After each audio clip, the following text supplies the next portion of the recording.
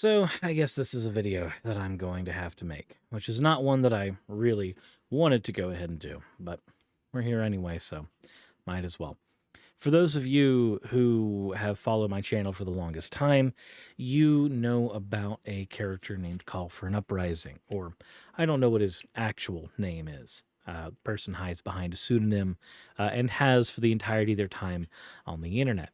Now, Call is a person whose ideas I have severe disagreements with. I have for a very long time, and I've made all those disagreements known.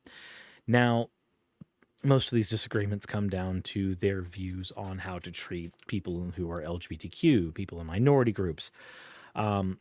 And when I do response videos to Call for an Uprising, I am typically responding to those ideas. While the occasional low blow will come in due to the nature of Call's content, I'm usually going after his ideas. And if you need evidence of that, by all means, go ahead and check out any video that I've done on Call.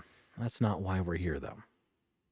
So, for those who are unaware, Call has been doing some interesting things over on Twitter, or at least a user who I'm 99.99999% certain is Call, because Call has a fixation on two people on the internet right now, anyway.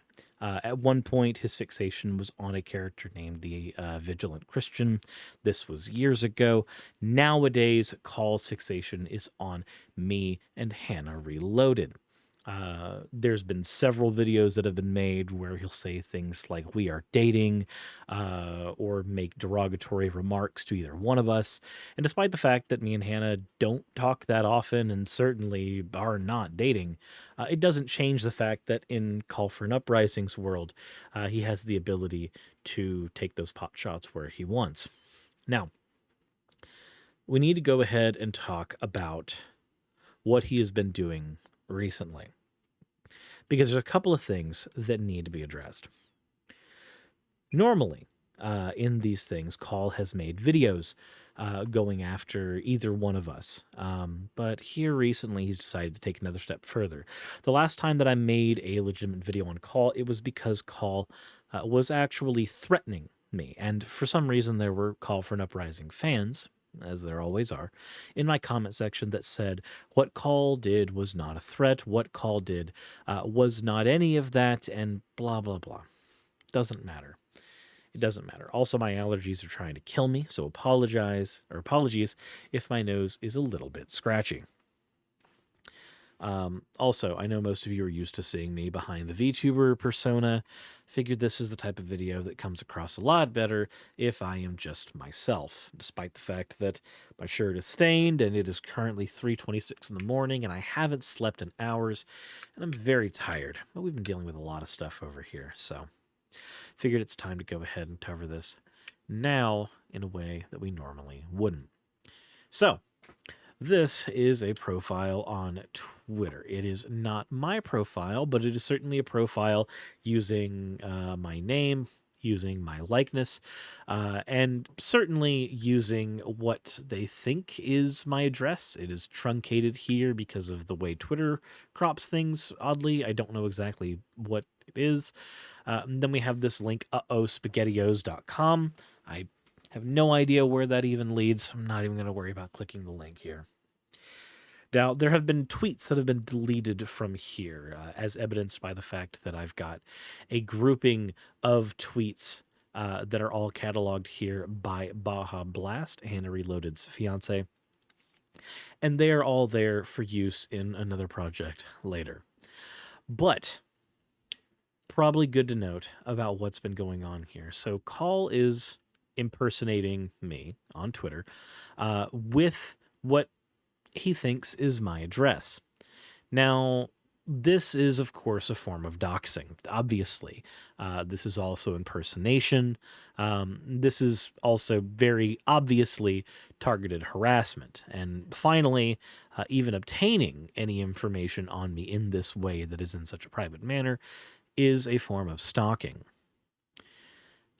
But on to the way the threats have been set up here. We've got things like, finally lost my V card, trying to knock me down a peg and where my masculinity is concerned, which, doesn't really do much to me in general.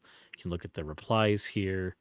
And of course, the people who are actually talking to here, well, they're not Call's fans, at least not at the moment. You've got TikTok here, which I'm assuming is supposed to be read as a timing thing, something like, let's see how long this can go on because this is just a game to call, or however you want to put it. And I say that because there are actually, and I will grab the tweet here. He's not just impersonating me, he's also impersonating Hannah Reloaded and impersonating Baja at the same time.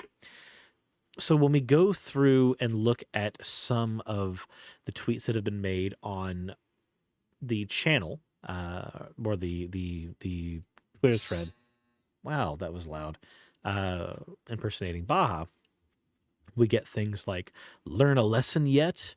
Or shall I continue? Because I can. My demands are simple. It can all go away real fast. Now, I have to wonder in a situation like this, what demands is he talking about? And, I mean, this sounds like a threatening ultimatum. This is the type of thing that is said in a situation when you are trying to show power over an individual. Of course, Call has the ability to hide behind his anonymity on the internet, and when it comes to these type of sock profiles over on Twitter, they have not been taken down despite the fact that they have all been reported multiple times. And it's not just me who's being impersonated. Like I said, they're also impersonating Baja, they're also impersonating Hannah Reloaded. In fact, actually, we can go ahead and take a look at the individual ones here. So the profile that is supposed to be impersonating Baja apparently has what they think is their university in the background, also has their name, or at least what Call thinks their name is, and then going in here, hanging with the crew over at Michigan University tonight, watching some Spartans basketball. For some reason, I just kept pushing the man. Now I guess I get my medicine. I don't know what that even means. There's a retweet of the account impersonating me, of course. I hope I can sleep good tonight here, which I'm not even sure what that's supposed to be here. I like to play games too. The blurred line between make-believe internet land and accountability have now been introduced to one another. We have another tweet that reads ostensibly like a form of threat. Got to spend the day with the woke crew. Got a lot accomplished. Sniffed a few buttholes and rolled around in the dirt. Pretty typical work day for us. Showing, of course, Baja, me, and Hannah. Very, very pre-transition because, of course, one of the other accounts that has been impersonated is Hannah. But, of course, because Call is very anti-trans people, this is put up under their dead name with all kinds of disparaging things here. And of course, the type of content on every one of these ranges from thinly veiled threat to personal ad hominem attack. And while I'm sure there's somebody who can pull up the why don't you just get thick skin, by the time somebody is starting to put what they think is your address publicly online with your real name for everybody to see, it moves past the thick skin area and gets very close into the threat category. Of course, there's the retweets of the account impersonating me, obviously. And then we have more disparaging tweets aimed at Baja and Hannah. We have more tweets that are meant to be tongue-in-cheek arguments against trans people. I have no idea what's going on with some of these tweets here. And we have a picture of me here, which honestly isn't a terrible picture. But of course, impersonating Hannah going, hey, would you role play Sonic the Hedgehog with me? You can be Knuckles and I'll just be bent over because, of course, homophobic jokes are one of the only tools in Call's catalog. Now, there's a lot more here. that goes on. The further you go down here, it's homophobia, transphobia, thinly veiled threats, all that all the way down. And then, of course, you get to the profile that is impersonating me, like I showed, has what they think is my address here. And I'm not sure what other stuff is going to be put on here. And there's more than that. There's also been fake YouTube profiles made with Hannah's dead name, a fake YouTube profile made to impersonate Baha. And I imagine there's going to be a fake YouTube profile made to impersonate me. I'm not 100% certain if that's been made yet or if that's going to be made, but if the patterns hold true, that is likely going to be a thing that happens eventually. Because, of course, it is. Because this is the type of stuff that Call does. And if this is not Call, I'd be very surprised. But the pattern of behaviors are the same as Call. The speech patterns are the same when it comes to the stuff that is there on Twitter. And, of course, the targets are the targets that Call usually hits. The fixations have been on me and Hannah for the past year, and they're continuing to do so. Now, this is the type of stuff that is done typically as an attempt to make somebody no longer cover you. This is a cowardly attempt by an individual to try to make it to where it is dangerous to cover them because you talk about their ideas, they post your address online threateningly. You can kind of see how this back and forth ends up going. Now, it gets a little deeper than that because with the impersonation, there's another side to this that needs to be considered. If you are an individual and somebody is doing these things to you, you become poisonous, basically. If you happen to be somebody who is being targeted in this way, and it's been shown from Call that they're not just going to target individuals, they're also going to target your family. As an example here, we have Call showing a very disparagingly photoshopped version of Baha's dad. We have more stuff aimed at people. Like Baha hasn't even done anything where Call's concerned. It's Hannah who does the content on Call, and then me who does the content on Call. And I don't have affiliation with either of them outside of being friends. But that doesn't matter where Call's concerned, because when you have an individual like this that makes everybody a target, anybody who is your friend is now a target. Anybody who's your family is now a target. It becomes dangerous for you to do any content on them. And the fact that you've already done content on them in any way, shape, or form makes this entire thing incredibly volatile.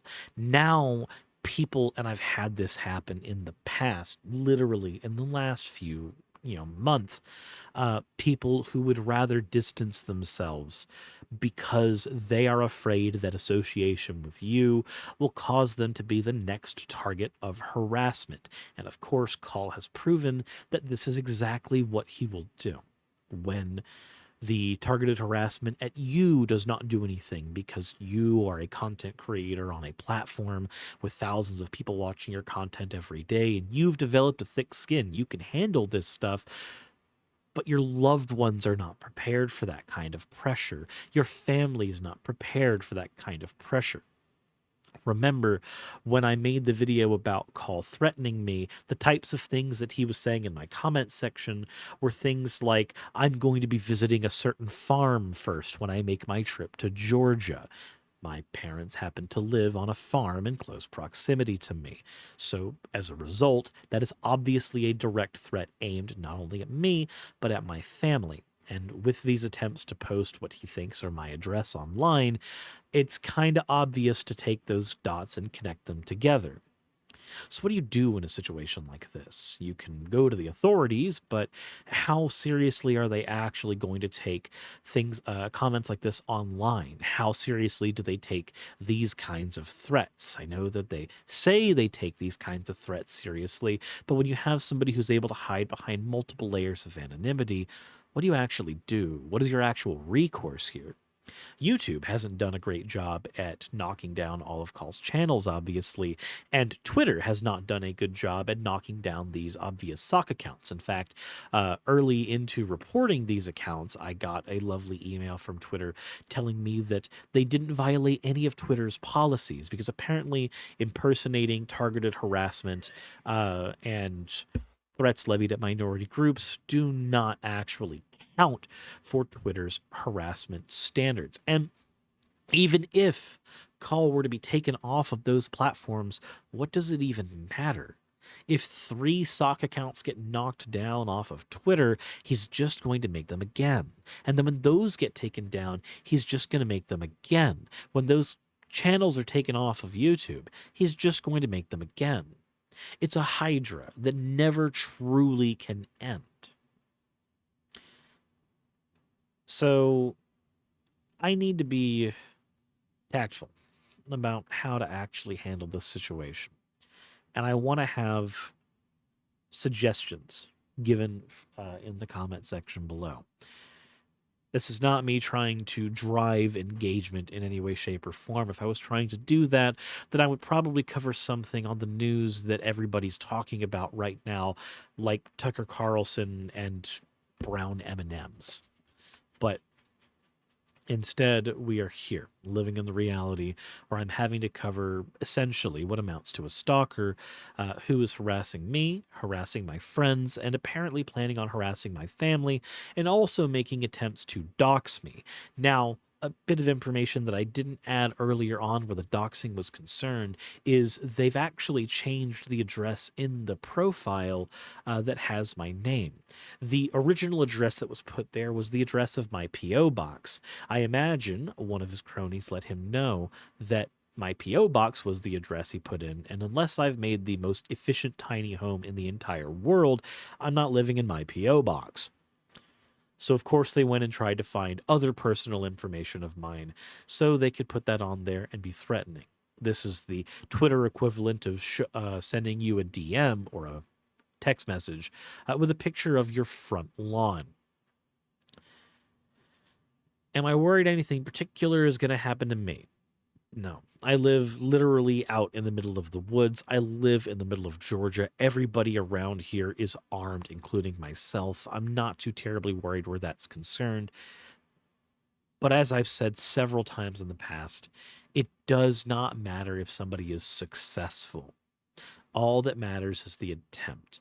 If somebody aims a gun at you, it does not matter whether or not they fire, and it does not matter whether or not they miss. All that matters is that they aimed the weapon at you, and you are stuck in the crosshairs.